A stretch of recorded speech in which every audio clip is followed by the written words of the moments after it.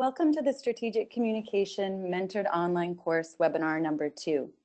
My name is Kristen Mays and I'm Strategic Communication Manager for the Reef Resilience Network and your host for this webinar with assistance from my colleague Sherry Wagner. The webinar is brought to you through the support of NOAA's Coral Reef Conservation Program.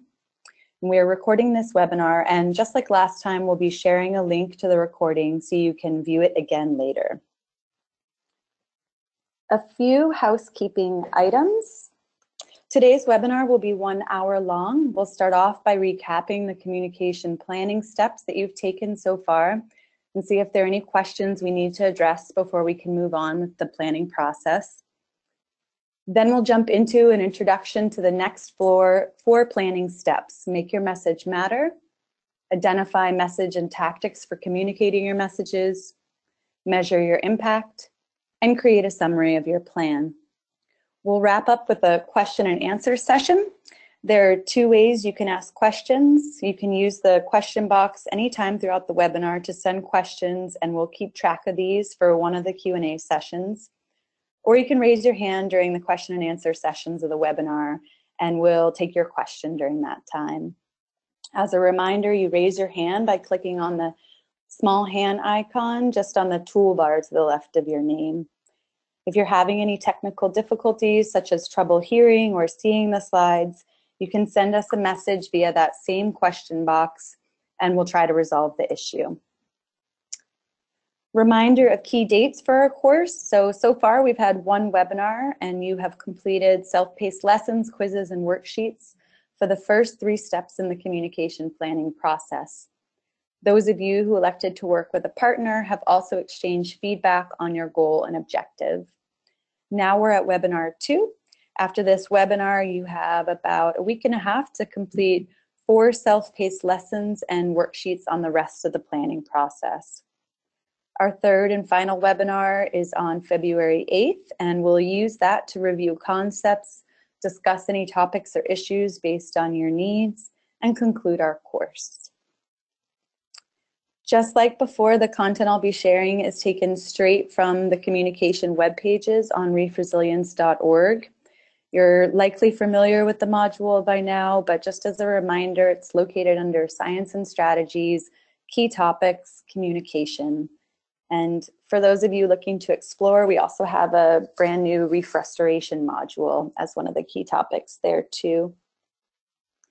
Just a reminder of the strategic communication planning process. So you began by establishing your goal, so what it is you want to achieve, and your objectives or steps to get there.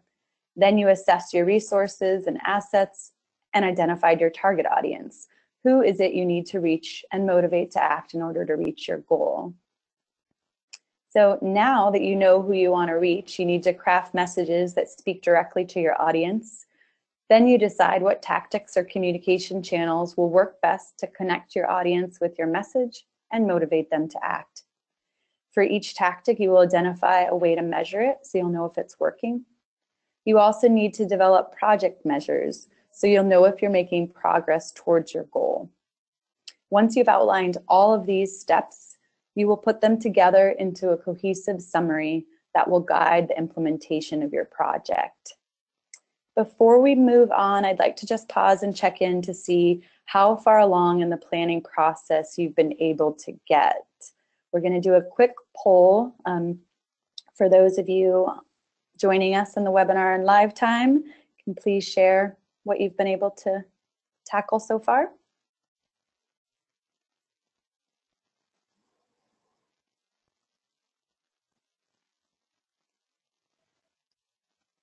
Just give a few minutes for us to tally the poll.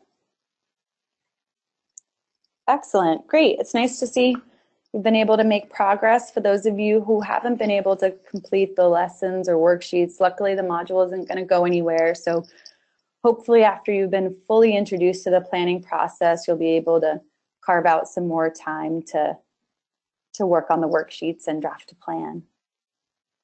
Thanks, Sherry. Before we move on to the content,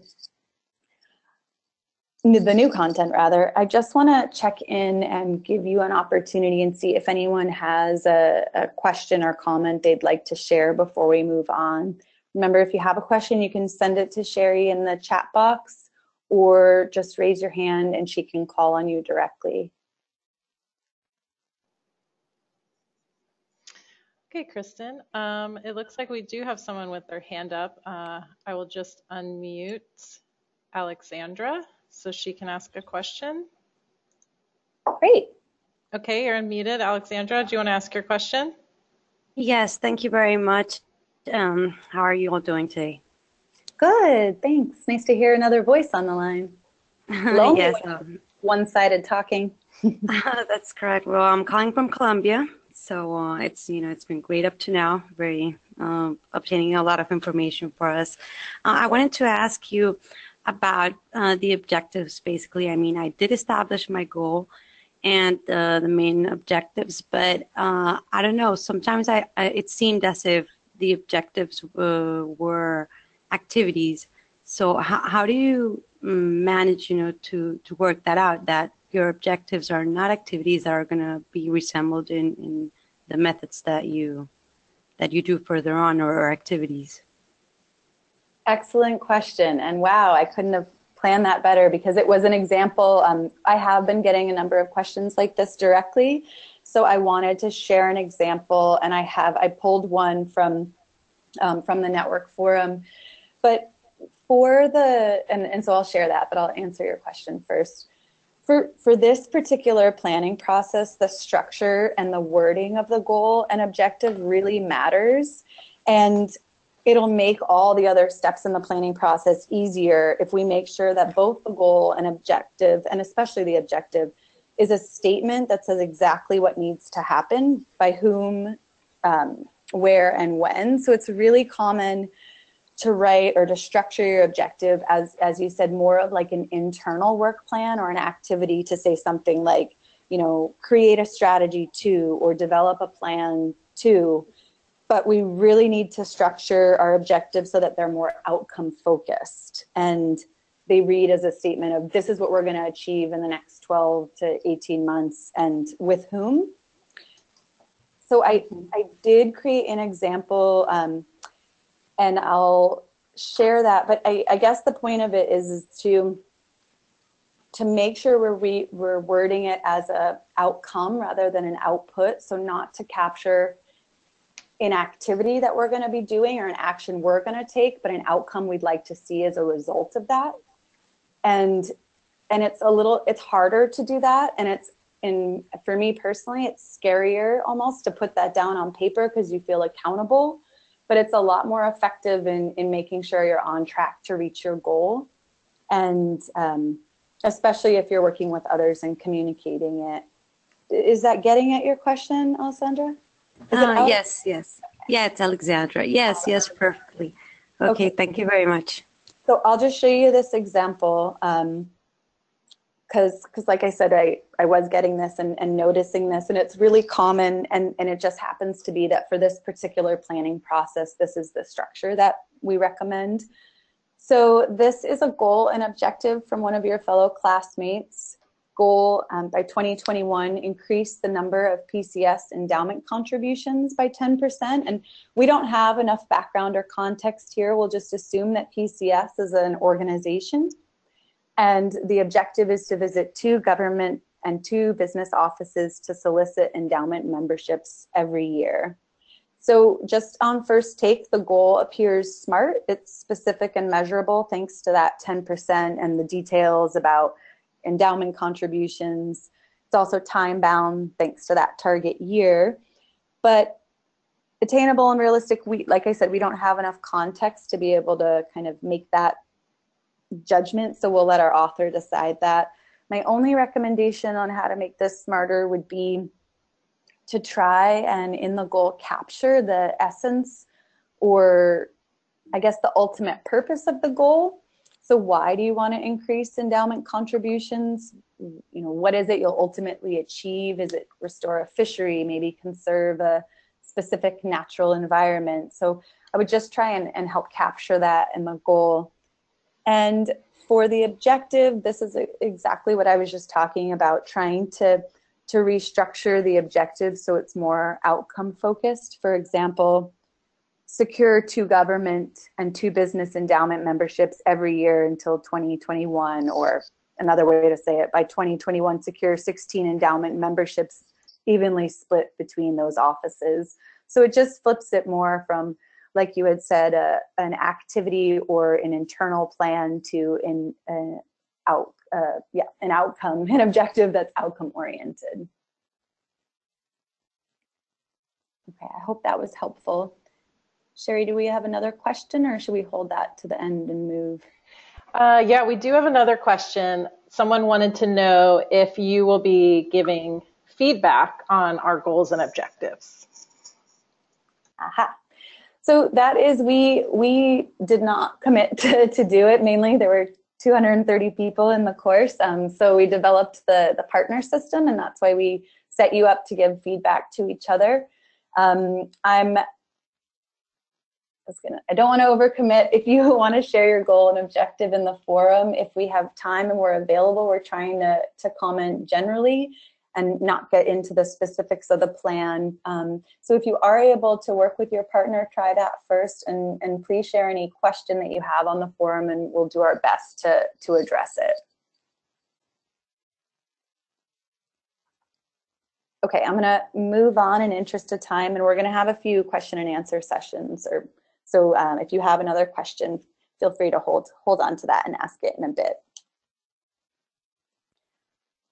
So step 4 in the communication planning process, as we already said, is to make your message matter. And this section is all about developing key messages for your target audience. And it's really about not just, well, it's messages that when developed effectively will influence your audience attitudes and affect their behaviors. To craft effective messages, follow these 8 guidelines, which we'll cover individually now. Tip number 1, make an emotional connection. Emotions are more likely to spur action than reason or logic.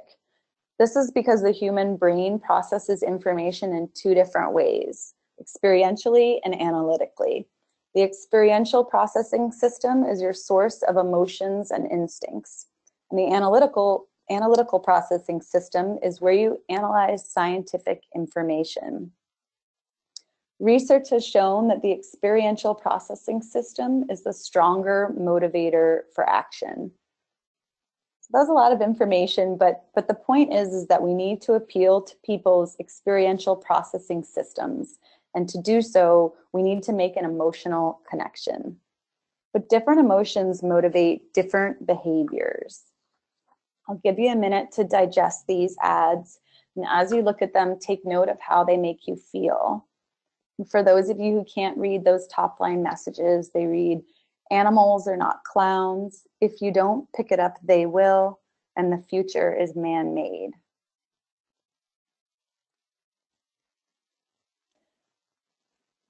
These messages have likely tugged at your heartstrings, I'm hoping or guessing. They're designed to evoke feelings of sadness or maybe fear.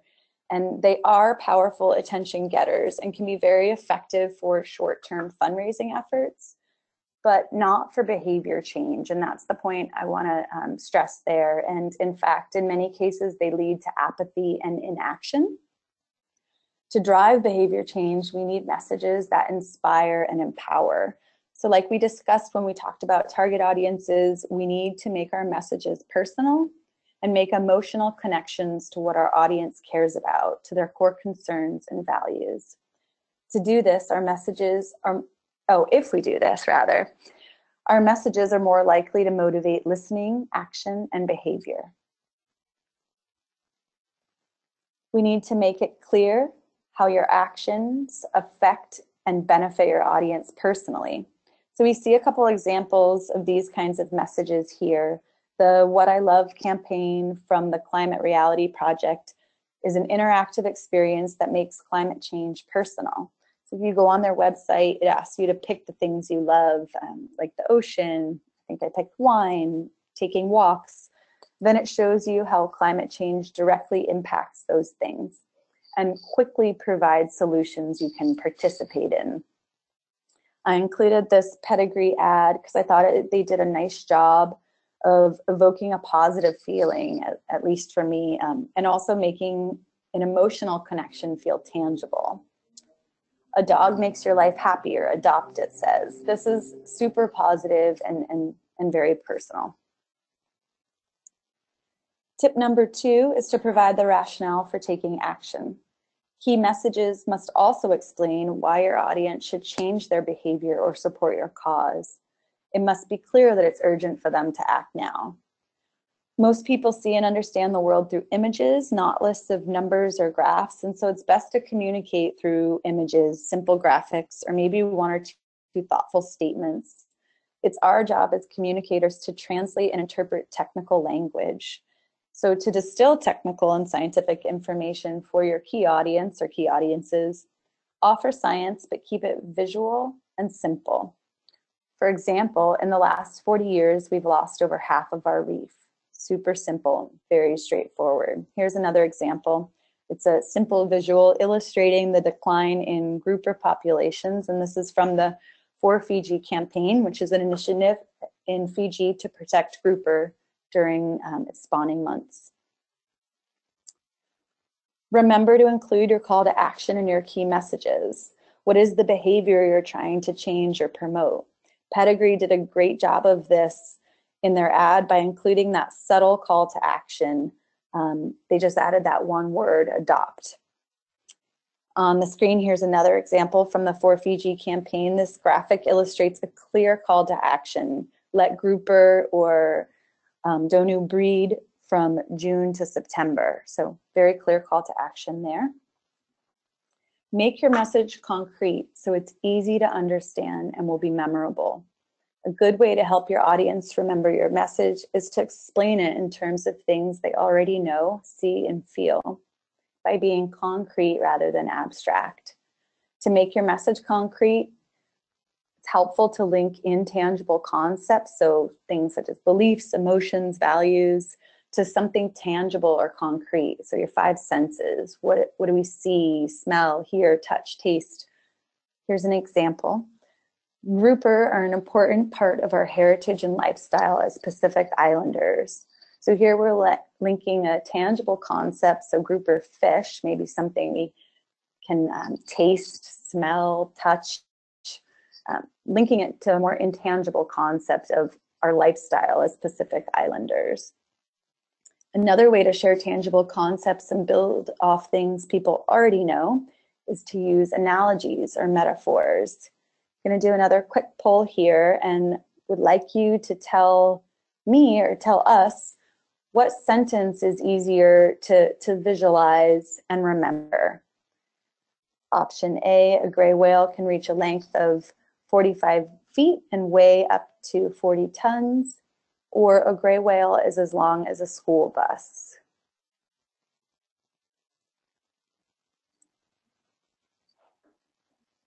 Wow, okay, 100%. I was expecting it to be high, but not that high.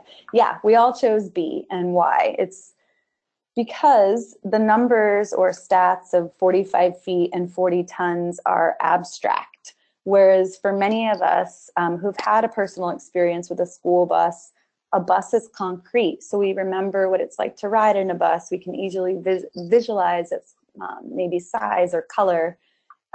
So it brings it home to us and helps us connect with those numbers a bit more. Does anybody have an example, let's see, of an analogy or metaphor that they use in their work, either to describe a project or anything that they're working on? Just want to open it up and see if anyone wants to share an example.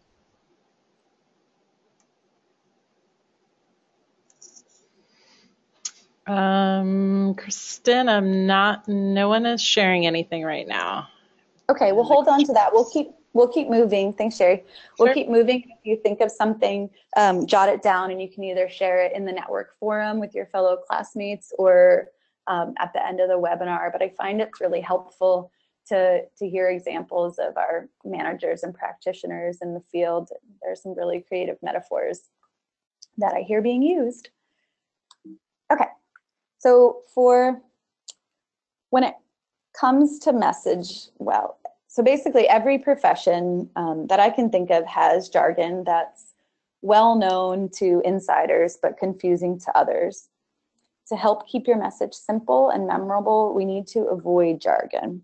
Conservation jargon includes words like you can see on the screen there: species richness, biodiversity, biomass, prime spawners.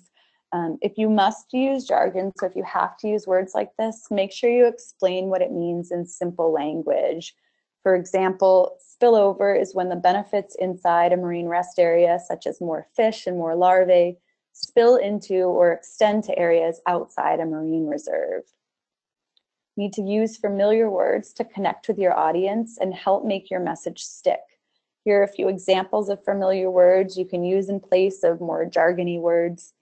But the point with this is to just help take the potential guesswork out of your messages. We want our audience to understand what we're talking about right away. We don't have time for them to think about jargon. To motivate your audience to take the action you want them to take, it's important to let them know what they're going to get out of it. So what benefits can they expect? Try to put yourself in their shoes. What do they care about? Is it the economy, religion, children, or maybe health? So for example, if you are talking about the need to protect nearshore marine habitats for fish, like this infographic is, focus on the benefits those habitats provide to your audience, such as livelihoods, economies, and food security. Tip number 7, make sure your message is credible. Hopefully this seems like an obvious tip, but I find it's really helpful as a reminder or check-in after you've been thinking creatively about your messages. A credible message is clear and addresses issues up front. It doesn't over-dramatize or offer facts that are premature or exaggerate or overpromise. So just a little helpful reminder. And our last messaging tip is to tell a story. You've likely heard this tip from communicators before. And it's because research has shown that our brains are literally hardwired to communicate through stories. To tell an effective issue-related story, you should begin with why the issue matters, then present the problems associated with that issue, ending with what the audience can do about it. Remember that to make sure your story clearly articulates what you want people to do, use a story and use it to help build support for your mission. Okay, now to create your messages. Meet the message box. This is a tool to help you condense information about your work or project into 4 or 5 sentences that explain the overarching issue or issues, problems that have occurred because of the issue, how your work relates to your audience, the solution and your audience's role in that solution, and the benefits to your audience. Some of you have likely worked with the message box before, and actually, can we do a quick check-in and see how many of you have used the message box? Any version of it. I know that there are a few different ones.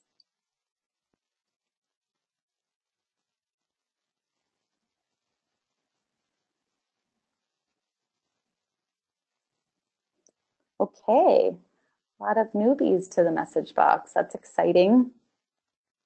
Great, thanks for sharing.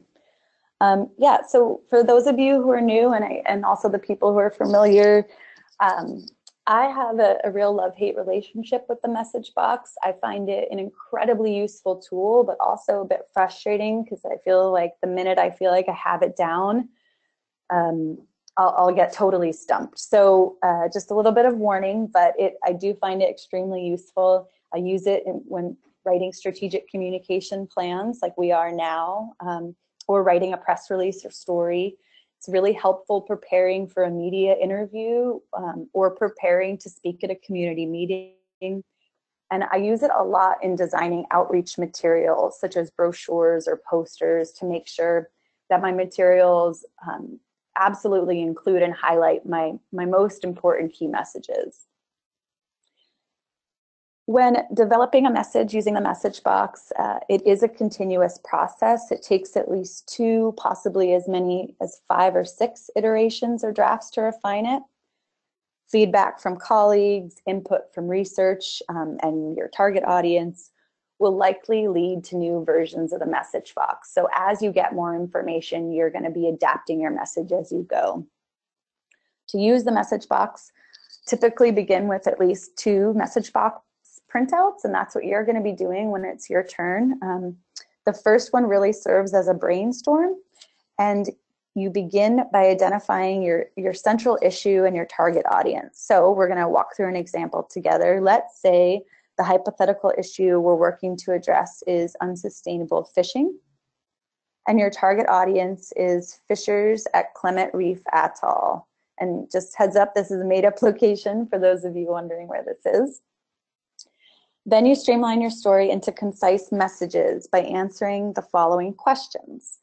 What problems or conflicts are associated with the overarching issue? So in our case, what problems are associated with unsustainable fishing? One problem that matters to this audience is scarcity of adult conch and lobster at Clement Reef Atoll. Other problems might include a decline in tourism and destruction to reef structure. So this list can be 10 items, it can be however many, but this is your brainstorm. Then you ask the question, so what? Why does this information matter to my audience? What does scarcity of conch and lobster mean to them? For example, loss of income due to reduced catch per unit effort, now have to fish harder to get less fish. Maybe it means spending less time with family. Next, we think about what are some of the possible solutions to this problem and what action would you like your audience to take? In this case, we want these fishers to help establish a marine protected area. So our solution is to help grow more and bigger fish with the marine protected area so they spill over to areas where we can fish. Participate in the decision-making process for establishing a protected area. And that's the specific ask for this audience. Then our final section, we think about what are the potential short, medium, and long-term benefits that we can expect to see after the solution happens or once the problem is resolved. And a few ideas. More and bigger fish adjacent to protected areas means less time fishing, more time with family, or catching more fish means more income. So you'll be doing 2 drafts of the message box. Draft 1, like we just did, will be a brainstorm to capture your ideas for how to speak with your target audience. So like we just did, it should look something like this, hopefully even longer list. And draft 2 will be to refine your messages through the lens of your audience. The goal for this step is to condense the contents of each message box section into 1 or 2 sentences, or better yet, maybe even a bullet. So it could look something like this.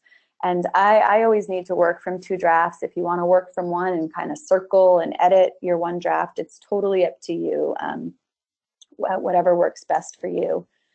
And with the worksheet instructions, we've included a number of tips for conquering the message box, along with detailed instructions. So you'll get some more guidance online. So after identifying the goal, audience, and key messages, the next step is to identify how you're going to deliver your message to your audience. Who delivers your message is just as important as what you choose to say. The right message conveyed by a messenger your audience trusts is likely to be heard, but the opposite is also true. To identify an effective messenger, consider who your audience respects and who they will listen to. Then find out if that person is willing to share your message with your audience. Going back to our Clement Reef example, let's say our target audience is male fishers over 40 who fish for conch at Clement Reef Atoll. So now that we know this, and we need to focus in on this specific group and ask ourselves, who does our audience respect? So for example, is it other older conch fishers perhaps? A local restaurant owner who purchases conch from that fisher or those fishers? Or is it family, in particular their spouses? So we've seen a similar exercise in thinking about our target audience before. So once we consider that question, then we have to think about Will that person help us share our message? And identifying messengers can be a sensitive undertaking. It's important to be transparent and find messengers who align with your project. And potential messengers may need support to become comfortable and effective in delivering your message in their own voice or in their own way. And that's a really important point. Here are a few examples of the kinds of people who can be excellent messengers. And of course, it's totally different with each project in each region. I won't read that full list there, but community leaders, talking about people such as maybe a church leader, or cultural practitioner. Celebrities could be local musicians or radio or TV personalities. And I just wanted to highlight that last bullet, someone already participating in an activity you want to promote. And I find this one really useful. And there's an example on the right. This is an example from the West Maui Kumuvai campaign, which aims to inspire residents in West Maui, Hawaii to take action to keep polluted runoff from reaching the ocean. And to promote runoff reducing behaviors, the campaign highlighted community members who were already partaking in the activities that they wanted to promote. So for example, Charlie, who's featured in that ad there, was already using organic gardening practices. So he was a natural and authentic messenger for this campaign. He could speak in his own words about his own actions. So West Maui Kumuvai's job here was and is really just to shine a spotlight on Charlie and help share his messages. Select tactics that reach your audience. And by reach, I mean get their attention and connect with them. The best communications efforts use the most direct tactics. So start with learning how your audience gets information and choose a tactic that reaches them as directly as possible. So going back to our conch fishers at Clement Reef example, we want to get conch fishers to participate in the decision-making process for creating a marine protected area. So we need to focus in on this specific group again and ask ourselves, where does this audience go for information? A good tactic may be meeting them at the docks after they're done fishing to talk around a cooler, or placing articles or ads in a local publication that we know they actively read. Maybe it's attend a town meeting or two, or place a series of public service announcements on a popular local radio station you know that audience listens to. It's really important to select a variety of tactics to engage your target audience. We want to engage them multiple times and in multiple places because repetition really helps break through that clutter. Tactics can include meetings, presentations, websites, social media, paid advertising, field trips, mascots. The list goes on, and I'm sure many of you have your own great examples. On the Messengers and Tactics webpage, we've provided some tactic ideas for audience type. So these tabs just provide a real high-level example of effective communication tactics for various target audiences. They also provide some tips for implementation. And this is just to give you a taste of the kind of tactics that could be appropriate for your audience. We've also created a little idea bank to help get your brainstorm going. And we'll let you explore this idea bank on your own. It's the most fun part of the whole planning process, in my opinion. But I will give you one taste of a tactic as a tee up for our measurement section, which will be next. So coming back to the West Maui Kumuvai campaign example, this is the Ocean Preserve program, and it was a project aimed to lower barriers stopping West Maui residents from taking action. So West Maui Kumuvai partnered with local retailers to promote ocean-friendly yard products as a way to keep polluted runoff out of the ocean. And this was really designed to address the barrier of people not knowing which products are better for the ocean, or maybe it was not wanting to do the research, but regardless of that, not having that information.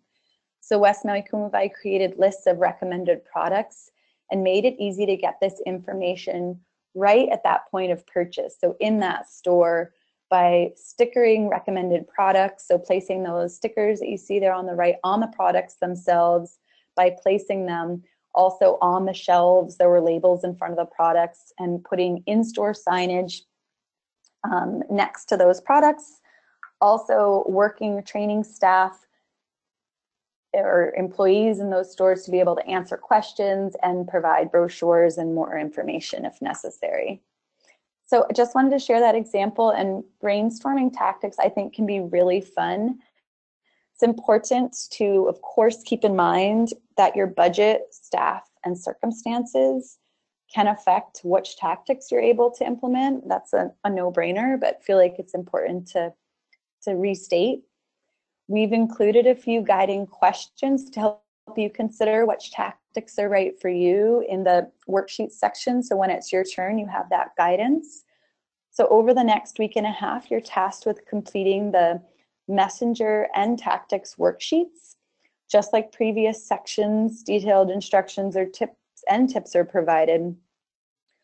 When you're working on the tactics worksheet, just make sure to leave the third column blank. You'll be using that for the next step when you consider how you're going to measure each tactic.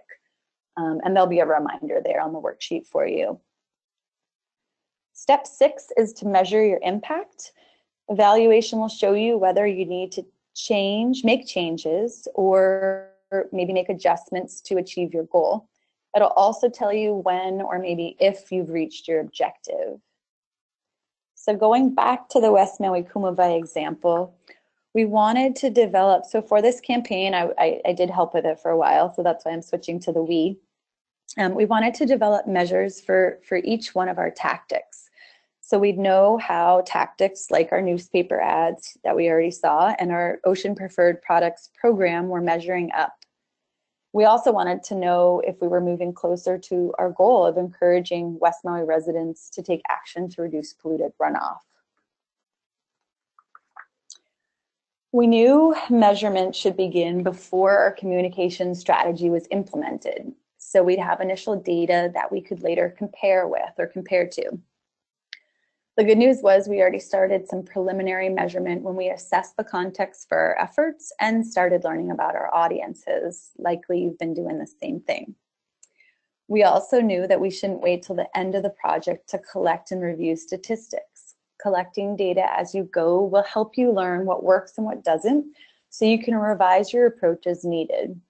If your strategy isn't working, the sooner that you know, the sooner you can make changes so that you can reach your goal. At a minimum, you should evaluate at least once, approximately midway through your project timeline, then again at the end to see how you did and capture lessons learned to help improve future projects.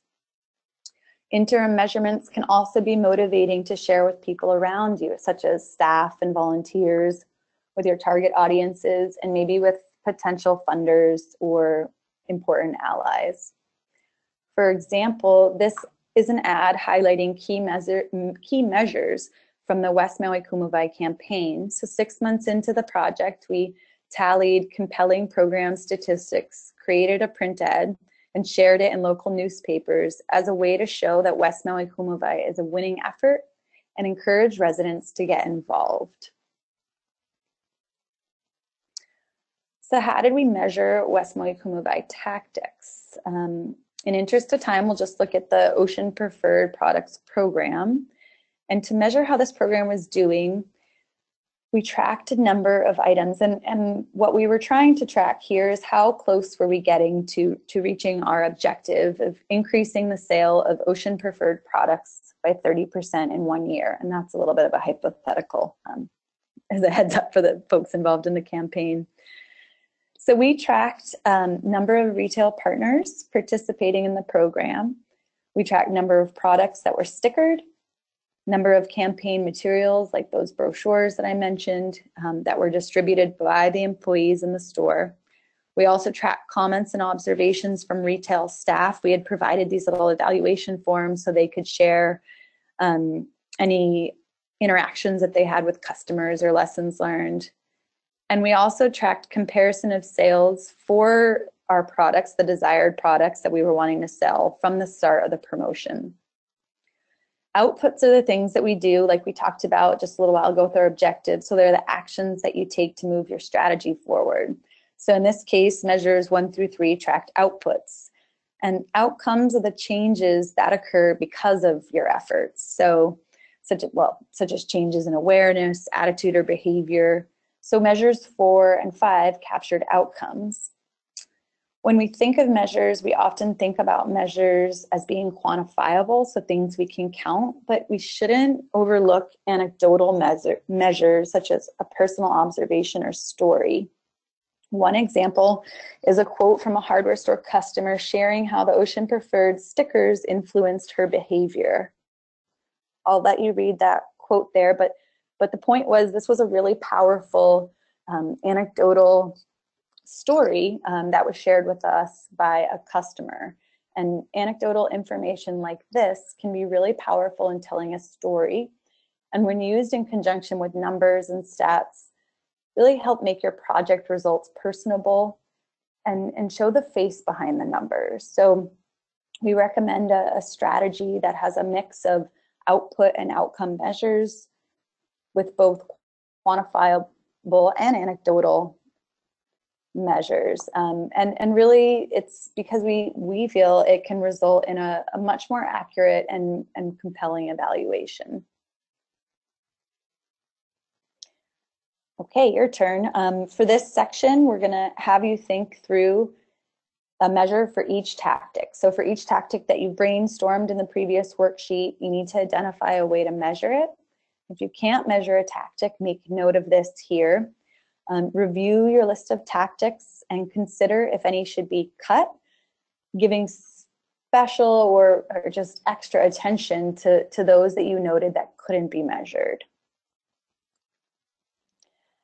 And now the final step is to review your strategy before putting it into action. So to write down a summary of the steps you've identified so far to make sure the steps build on one another or complement each other, and also see if anything's missing. So it's a great way to identify if you've missed a step or if the steps don't align. A written plan will also help you focus your efforts and stay on course, and make it much easier to engage others in your project. So use the summary template, it's shown here on the screen, to capture your decisions and the details described in each worksheet. Remember when you're writing this summary to be concise, less is more. This is a high-level document meant to just provide a snapshot of what you want to achieve and how you're going to achieve it. Remember what we learned about the power of simple and concrete messages and work to apply that here. So once you've summarized your plan, do a reality check.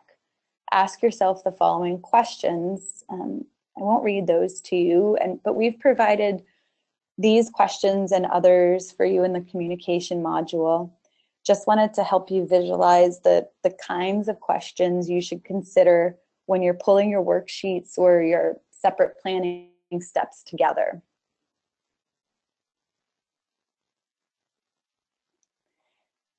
So now your next steps are to read the next 4 web pages that we just covered, take the quizzes like you did previously, and complete the worksheets. I'm happy to answer more questions about the details there, but like the previous sections, there are detailed instructions for each one of the worksheets. So hopefully there's enough information there to help walk you through that. I want to make sure we have enough time. So I'd now like to open it up for questions. Remember that you can either send us your question via the question box or raise your hand. Provided a couple prompting questions here. If anyone has an example of a tactic they'd like to share, maybe one that directly reached their target audience, or perhaps something that is especially creative, it's nice to hear from others. Also, does anyone have an example of a tactic or a project measure? And I'm asking this because whenever we conduct these trainings, participants always request additional examples of tactics and especially measures. So I'd kind of like to just preemptively pitch that to all of you on the line here, and see if you have any examples you'd like to share. So Sherry, I'll turn it over to you and see if we have any questions. Great, thanks. We did have someone share with us from earlier when you asked about making your a message tangible. They gave an example. Okay. So it says a feral pig can dig up the air.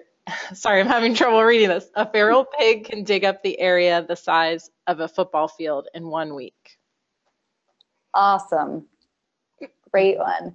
Oh, I wonder who that was. Okay, excellent. Yeah, great use of a metaphor there, and it's visual. For those of us who have an experience with a football field, it's a lot more compelling than hearing numbers or stats. So awesome, great example. Thanks for sharing. Okay, so there's a question about examples, and of course, it's always nice to have examples, right? And someone asked if you could share more examples later after the webinar. Okay, there are examples of, was it for a tactic or for? Oh, I think it was for you, like basically like, you know, a project examples, like of different projects, like how you described the West Maui Kumavai campaign, just other examples. Yeah, there are a lot of examples in that idea bank. That was really the idea behind the idea bank, was to capture some of the examples of tactics used. A tactic that we do highlight in the idea bank is helping people act through using pledges. And maybe I'll just mention that really quickly because it was something we did use for West Maui Kumavai and have used for a number of other projects. But the idea is to ask people to pledge their support and publicly commit to an action as a way to help them follow through and with that behavior change, and also to inspire others. So it seems super simple, but research really has shown that when people make that public commitment, they're much more likely to follow through with the action. So we did that with West Maui Kumavai. We had both an in-person and an online pledge. So we'd go to activities and people could pledge to take a specific action to stop polluted runoff. They'd make the pledge on a pledge board, they'd take a picture, and then that picture would be posted on the campaign's website, and they could also do a virtual pledge. So that's one example, and it's highlighted further in the idea bank, and there's lots of other examples there. And I do encourage, it's a great way through the network forum to share examples. I know the folks on the phone through the webinar and participating in the course, I know a lot of you personally, I know you have incredible examples, so please share them with each other as a way just to inspire. Great, okay, well someone else has shared a message that they tell kids to help them visualize the importance of reefs. They say coral reefs are some of the largest living structures on Earth, and some grow so big you can see them from space. Awesome. So that's super captivating. We can all go to space so we can look at the reefs. A question is appealing to self-interest of the target audience through informational campaigns always the right approach? Is appealing to self-interest. So audience interests. Say that again, Sherry, one more time. Sorry. Yeah, appealing to self-interest of the target audience through informational campaigns, always the right approach? No. I guess I would say there's not always a right approach. It's really different for each project in each region, depending upon each audience. I would say the message or the takeaway from that is to really appeal to find ways to communicate with your audience and talk about what they want to talk about, and to be genuine about it, and not it can't be too big of a stretch here, but the point is we're trying to find ways to meaningfully connect with our audience. So identifying what appeals to them, and then finding a way to kind of maybe just tweak our project and talk about it in a little bit of a different way that aligns with that. That's really what we're recommending there. And if you can do it, I highly recommend it. It's definitely not always the right approach, but it's a much better way to be able to get your audience's attention and to connect with them and eventually be able to help motivate behavior change. Yeah. And whoever asked that, if I didn't answer that fully, please feel free to speak up so I can understand your question a little better too. Yeah, I think it's getting at, the kind of framing of some of the ways that you're trying to get people to take action, and how making it tangible to them versus just coming at them with maybe a traditional way, like of, here's all the science behind why you should do this, right? Which isn't motivating. Absolutely. Okay, someone has shared a simple tactic. They say, actually, I think it's a message, says, leave paradise in its place. Oh, I know where this example's from. Excellent. Yeah, that's the Virgin Islands example. Yeah, nice catchy slogan. I feel like we would need the follow-up message to understand the context a little bit more. But yeah, very punchy, easy to remember. Thanks for sharing. Okay, so let's see. I'm just going to read this. It's a little long. We work with high school kids in sustainable fishing workshops, especially focused on threatened species and appropriate fish sizes for fish species. What we do is, besides just giving them the links and measures and centimeters, we have them measure with their hands and tell us how many hands is the right measure for each species. And this helps them visualize the sizes. Awesome. Yep. Hands-on learning. I actually had a slide on that and took it out in interest of time, but this is an excellent way to help make those abstract concepts concrete, is to make learning hands-on, and you literally made learning hands-on there. Another great thing I've seen people do is to have cutouts of fish too, and so kids, and I guess, did you do cutouts? I'm not sure if there were cutouts here, but maybe there were, I'm guessing, to measure it out. But yeah, when they're cutouts of the fish and kids can measure them with their hands, but also hold them and touch them and pass them around, there's something about that tangible contact that they have that really helps kids or adults be able to visualize those species more and retain that information and learn it. So yeah, awesome example. And someone else highlighted that a tactic they've used is showing, I guess it's that film, Chasing Coral, after the March for the Ocean event, showing it to some landlocked folks from Texas to help them learn about coral reefs. Excellent. So as a way to help them visualize or kind of almost have that tangible experience without having it, unfortunately. That's great. And so I would love to ask, so this was a written in question, yeah, Sherry? So yeah. I can ask a follow-up.